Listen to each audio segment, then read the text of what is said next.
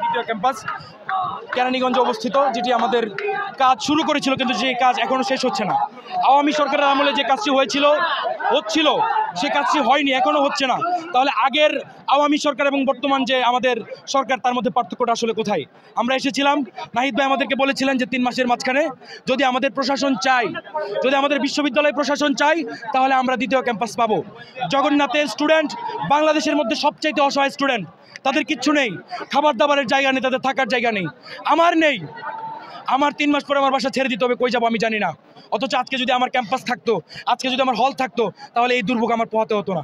পড়াশোনা করতে আসে বিশ্ববিদ্যালয়ের স্টুডেন্টরা, কিন্তু এই জায়গায় চিন্তা করতে হয় সকালে ঘুম থেকে উঠে দুপুরে আমি কি খাবো, রাতে আমি কি খাবো, বাজার আমার কখন করবো। আমার ওই সময় টিউশনই থাকে, ওই সময় আমার ক্যাম্পাসে ক্লাস থাকে, মেসে থাকলে আমার বাজার করতে হয়। এত কিছু মিলিয়ে আসলে পড়াশোনা করা যায় না। পাবলিক বিশ্ববিদ্যালয়ের স্টুডেন্ট আপনারা জানেন, অধিকাংশ পাবলিক বিশ্ববিদ্যালয়ের স্টুডেন্ট দরিদ্র পরিবার থেকে আসে।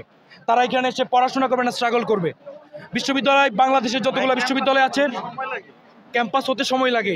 এই ক্যাম্পাস 2016 সালে আমরা প্রথম হচ্ছে জগন্নাথ থেকে হল আন্দোলন হয়। এরপরে আমাদেরকে হচ্ছে এরপরে দ্বিতীয় ক্যাম্পাসের আন্দোলনটা যখন হয়, আওয়ামী লীগ সরকার কাজ শুরু করে। কিন্তু তাদের যে প্রশাসন আমাদের ক্যাম্পাসে ছিল, তারা ওই টাকা ব্যাংকে রাখতো, ব্যাংকে রেখে ওই টাকার সুদ তারা নিত এবং ওই টাকার ইন্টারেস্টে তারা চলতো। ওই টাকাটা এখন পর্যন্ত ব্যাংকে আছে।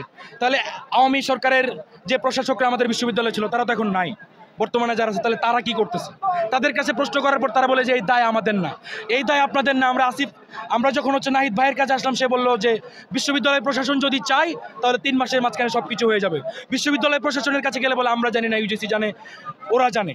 তাহলে আমরা কার কাছে যাবো? আমাদেরকে একটা সলিউশন তো দিতে হবে। আমাদের বিশ্ববিদ্যালয় প্রশাসন, নতুন প্রশাসন, তারা কিছু বুঝে না। তারা যদি না বুঝে, তারাও পদত্যাগ করো, এই ব্যাপারে আমাদের কোনো প্রশ্ন নাই। তো ব্যাপারটি হচ্ছে যে বাংলাদেশের মধ্যে সবচেয়ে অবহেলিত হচ্ছে জগন্নাথের স্টুডেন্টরা। আমাদের পরে যেসব পাবলিক বিশ্ববিদ্যালয়গুলো হয়েছে, তাদের এখন পূর্ণাঙ্গ আবাসন, অথচ আমাদের নেই। আমাদের চিন্তা করতে হয় আমরা কখন কি খাবো, কখন কি করব, কোথায় ঘুমাবো, এই চিন্তা আমাদের করতে হয়। এই জন্য আমরা বর্তমান সরকার যারা আছে, এখন ক্যাম্পাসের কাজ বন্ধ। হ্যাঁ, তখন আমাদের আশ্বাস দিয়েছিল যে 3 মাসের মধ্যে তারা হচ্ছে আমাদের অস্থায়ী ক্যাম্পাস বা অস্থায়ী আবাসন আমাদেরকে করে দিবে, আমরা যেন থাকতে পারি।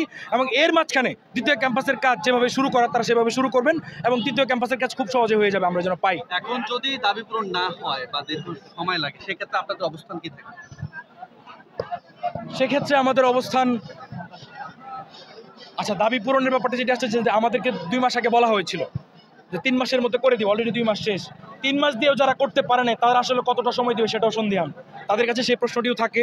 3 মাস দিয়ে যারা 2 মাসের মাঝখানে কোনো দৃশ্যমান কাজ আমাদেরকে দেখাতে পারে নাই। ইভেন আমাদের যে চিঠিটা পাঠানো হয়েছিল মন্ত্রণালয়ে, সেই চিঠি গতকাল গিয়েছে। কিভাবে গিয়েছে? বিশ্ববিদ্যালয় প্রশাসন আমাদেরকে বলছে যে হচ্ছে এই চিঠি গতকালকে গেছে, অথচ গতকালকে যাওয়ার কথা না, আরও 2 মাস আগে যাওয়ার কথা। যখনই আমরা অনশনের ডাক দিলাম, তখনই তারা চিঠি পাঠালো। ব্যর্থতা কার এখানে আসলে আমরা জানি না, আমাদের প্রশাসনের নাকি নাহিদ আসিফ যারা আছে তাদের? আমার মনে হয় বিশ্ববিদ্যালয় প্রশাসন বা তারা যারা আছে সরকারের বর্তমানে, সবারই ক্লিয়ার হওয়া উচিত। তারা যদি মনে করে যে না, আমাদের দিক থেকে কোনো ধরনের ঝামেলা নাই, তারা সেটা বলুক। যদি আমাদের শিক্ষকদের থেকে মনে হয় যে তাদের কোনো ঝামেলা নেই, তারাও বলুক। আমরা তাহলে যার কাছে যাওয়া দরকার, আমরা তার কাছে যাব। এখন আমরা জানি না, বিশ্ববিদ্যালয় প্রশাসন বলে এই দায় আমাদের না, নাহিদ আসিফরা বলে এই দায় আমাদের না, তাহলে এই দায় কি আমাদের? আমরা যারা আমাদের ক্যাম্পাস চাচ্ছি, আমাদের মাথা গোজার ঠাঁই যারা চাচ্ছি, এই দায় কি আমাদের? এ দায়িত্ব আমাদের থাকার কথা না। যদি আমাদের ক্যাম্পাস, দ্বিতীয় ক্যাম্পাসের আমরা যেটি যাচ্ছি, সেনাবাহিনীর কাছে হস্তান্তর করতে হবে। কারণ আমরা মনে করি বাংলাদেশে বর্তমানে যদি হয় যে সেনাবাহিনীর মাধ্যমে যদি আমরা কাজটা করতে পারি, সুষ্ঠুভাবে একটা কাজ আমাদের হবে, আমরা ক্যাম্পাসটা খুব দ্রুত পেয়ে যাব। সেক্ষেত্রে যদি আর্মির হাতে না দেওয়া হয় এবং এটা নিয়ে গড়িমসি করা হয়, তাহলে আমাদের এই আন্দোলন চলবে। আমাদের এই আন্দোলন চলবে। আজকে আমাদের এই অবস্থান